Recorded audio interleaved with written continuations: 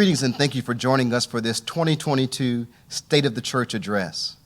I am so excited to share with you our vision for where God is leading our congregation and to give you a status update on where we are as a church family and where I believe God is leading us in this new normal. In 2018, I was privileged to be appointed as the pastor of Allen Temple A.M.E. Church here in Columbus, Georgia. I shared with you at that time how honored and privileged I was to grow and to serve you. When I first arrived, I shared with you as well my belief that Allen Temple was the best kept secret and had the most potential of any church in our conference. And as I embark upon my 5th year as your pastor, I continue to believe that our church's best days are yet ahead of us. And I could not be more excited about where God is leading our church family. It goes without saying that the past 2 years have been a challenge for churches all across the nation. The COVID-19 pandemic forced churches everywhere to reconsider how we do church and how we engage our communities and exercise our faith. Virtual worship became the norm. Electronic giving became the expectation. Navigating the new normal has been personally and professionally challenging on so many levels.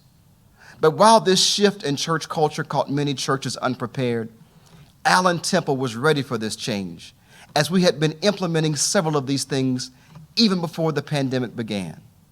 We had already implemented online giving and already begun streaming our worship services on Facebook for our sick and shut-in members. And thanks to the wisdom and foresight of our Board of Trustees, we were able to upgrade our audio-visual capabilities when we were forced to shut our physical church doors. And our online presence was able to quickly adapt and meet the needs of our constituents.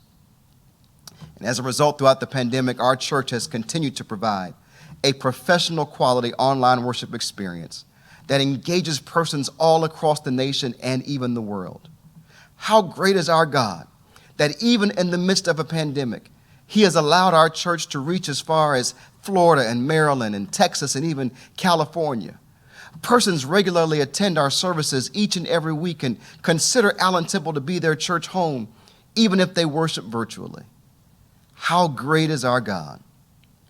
Throughout the pandemic, we have been blessed to introduce a plethora of new technology tools that aid us in staying connected with our members. We revamped our church website. We introduced an Allen Temple YouTube channel. We updated our Facebook Live presence and even implemented new text message capabilities and started a new church email service to more rapidly communicate with our members. We have a church Zoom that allows us to meet remotely, reducing or eliminating the need for future in-person meetings.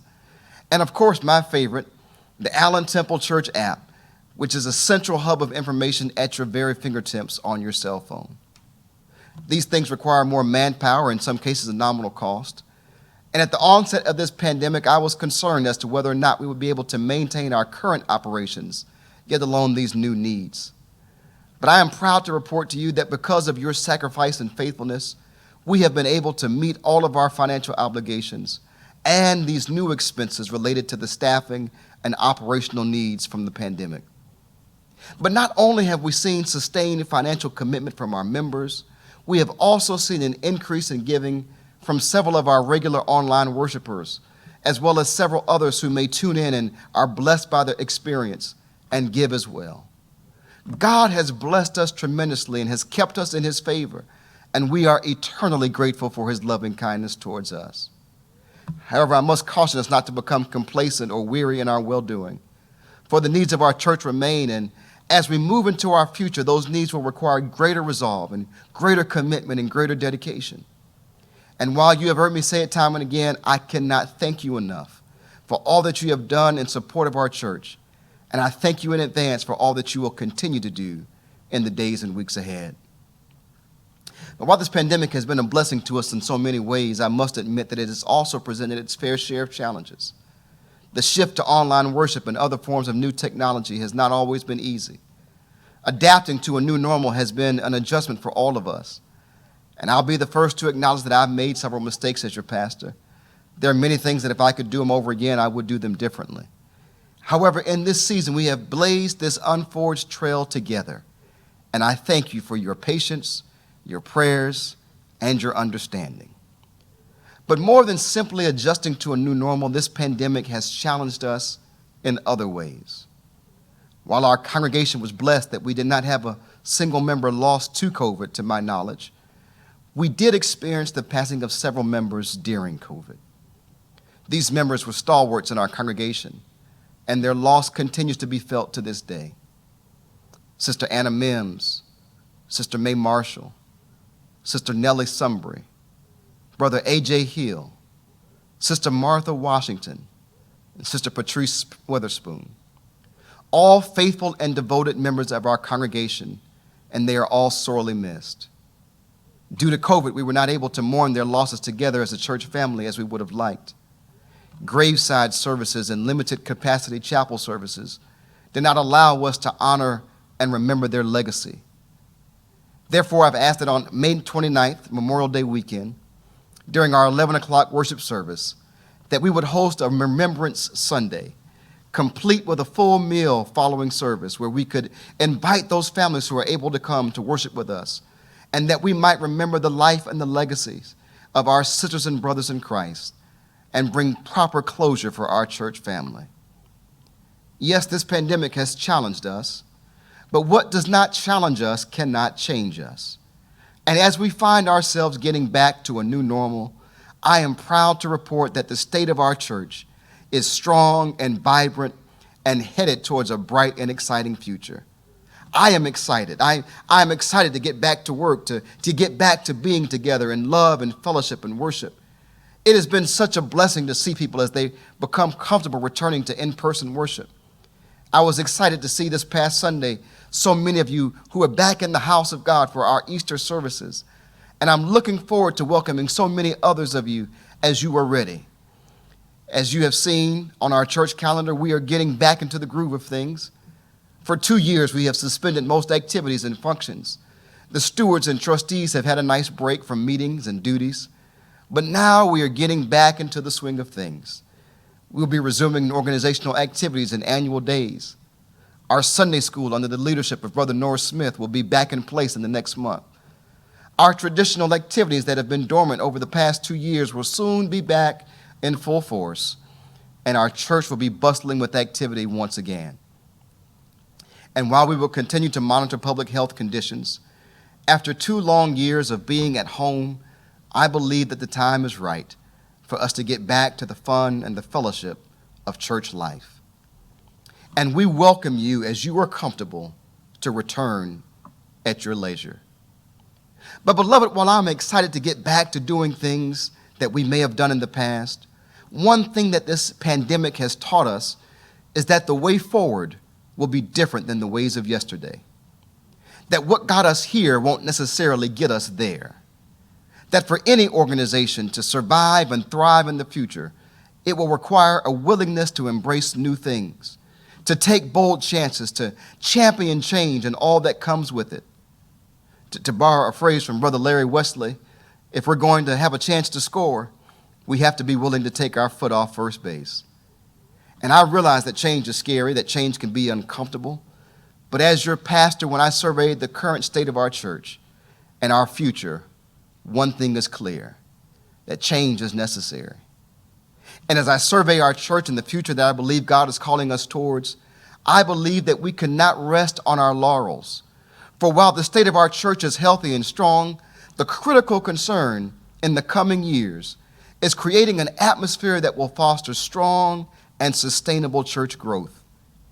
To put it bluntly, if our church is to survive and thrive past the next 10 to 15 years, we must grow our church and attract new and young families that will become a part of the fabric of our church and be active members in the life and the health of our congregation. With each passing year, the average age of our church continues to increase. And if we are going to be a church for tomorrow, we must be intentional and strategic and committed to growing our church in a significant manner. In church growth literature, there's a new emphasis on how we measure church membership. No longer do they count church membership rolls, but rather there's a focus now on average weekly attendance. How many people come through your doors on a weekly basis to participate in the activities of the church? That this is the best measure of a healthy and vital congregation.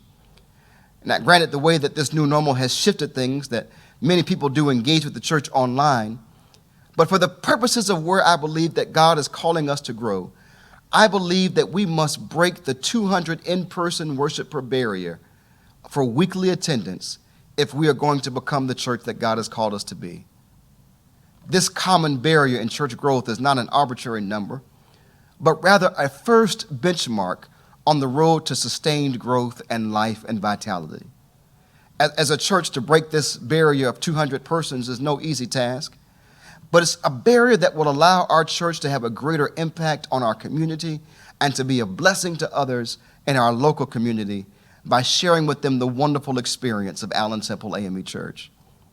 Breaking the 200 barrier requires a shift in mindset, a shift in comfort, and a faith in the vision of what could be. This shift will require us to be taking some steps to expand our church campus footprint, to add additional space for education, for fellowship, for worship, for parking, and community services. It will require a commitment to embrace new staffing needs and implement systems and procedures that are not pastor-centered but are led by laity. It will require lay leadership and lay discipleship to evangelize and to disciple others. It will require us to take a hard look in the mirror and ask ourselves what we are willing to do to make our church better. This goal of breaking the 200 barrier may seem like a dream, but it's a dream that I believe is only the beginning of what is possible and what God wants to do in the life of our church. If we're going to thrive in the new normal, we must be willing to embrace new things and new ideas. We must operate with an open mind.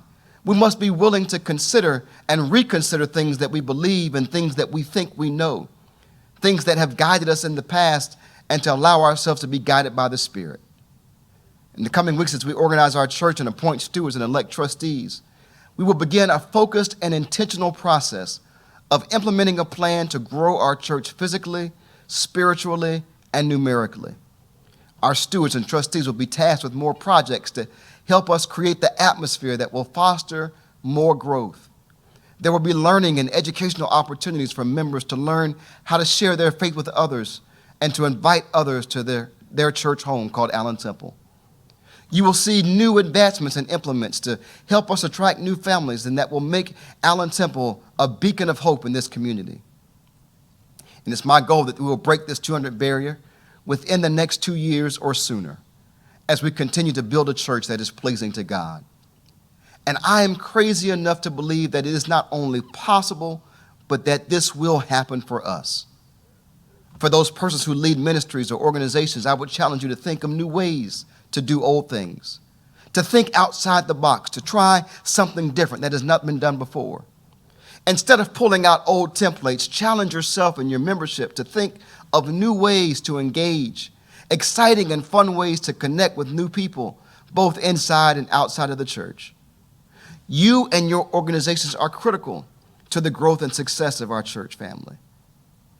I realize that the idea of what I'm proposing is striking and may seem far-fetched, but wise leaders position their church today to make an impact tomorrow.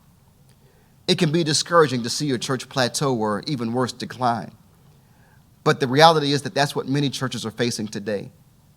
In fact, according to one study, 94% of churches are not growing. That means 9 out of 10 churches are stuck or are losing ground. And sadly, people are experiencing widespread loneliness, polarization, hopelessness, and the need for the local church is greater than ever before. And I believe that Allen Temple is a church that can address those needs, that can offer hope in a barren land. And I believe that God is calling us in this season to put our hand to the plow and to grow his church. And while church growth is ultimately up to God, not to you or to me, we can do our part to remove obstacles that are in our control. We can do our part to inject clarity and direction into our mission and help remove the barriers that stand between us and reaching more people for Christ. Churches that grow are churches that believe in what is possible. And when it comes to opportunity, they do what they can. My prayer and my hope is that you will embark upon this new conference year with me as we believe behind the pain and the solitude of the last 2 years, that you will embrace what's possible.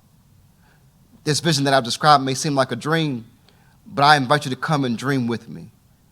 Dream of a church that is active and full of young families, multi-generations from young babies to young adults to middle-aged to senior citizens. Dream of a church that is thriving with robust community services that transforms the community both aesthetically and from an impact standpoint. Dream of a church, your church, being a church that is a premier destination for people seeking genuine, authentic, and empowering encounters with God. Dream of what could be. I invite you to dream with me. Dreams are the seeds of what could be, so let's dream together. This current reality that we experience called Allen Temple was one time just a dream. But with faith and with action, that dream became a reality. So I invite you to join the dream team, to join me as we dream of a better tomorrow, a stronger tomorrow, a brighter tomorrow. Join me as we dream the impossible dream, because we serve a God with whom nothing is impossible. And I pray that you will join me in this vision for our church.